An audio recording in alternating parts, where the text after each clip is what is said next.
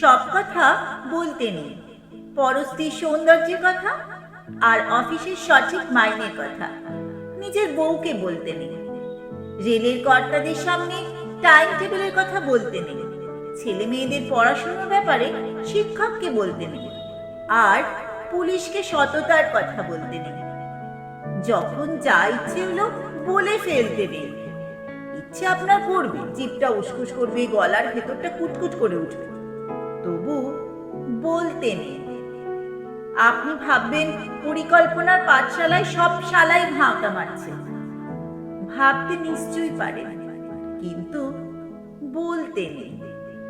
আপনি ভাববেন হাসপাতাল, থানা, সরকারি দপ্তরগুলো ক্রমশ ফড়িয়ার দালালদের মৃগয়া ক্ষেত্র হয়ে উঠছে। ভাবতে সারা দিন ধরে পারেন, কিন্তু বলতে নেই।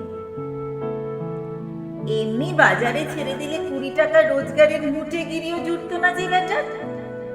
রাজনীতির সোনার কাঠির ছোঁয়ায় সে বেটা বাড়ি গাড়ি করে জনগণের মাথায় চড়ে ব্রেক ডান্স করছে। আর সেসব ভেবে আপনি তেলে বেগুনে জ্বলে চটে উঠতে পারেন, কিন্তু বলতে নেই। প্রাক্তন মন্ত্রী জেলে ঢুকেছেন, পর্দার মেগাস্টাররা কোটি কোটি টাকা ট্যাক্স ফাঁকি দিচ্ছে, আর টিভিতে মেরা দেশ মহান বলে হাসছে।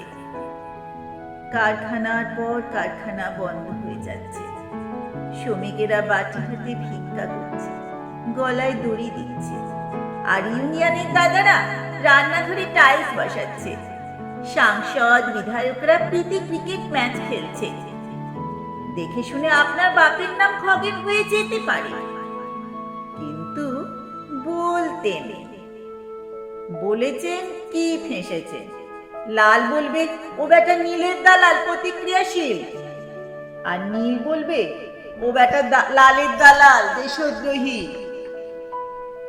মাঝখান থেকে আপনি নাকাল, আপনার ধোপা নাপিত বন্ধ হয়ে যেতে পারে।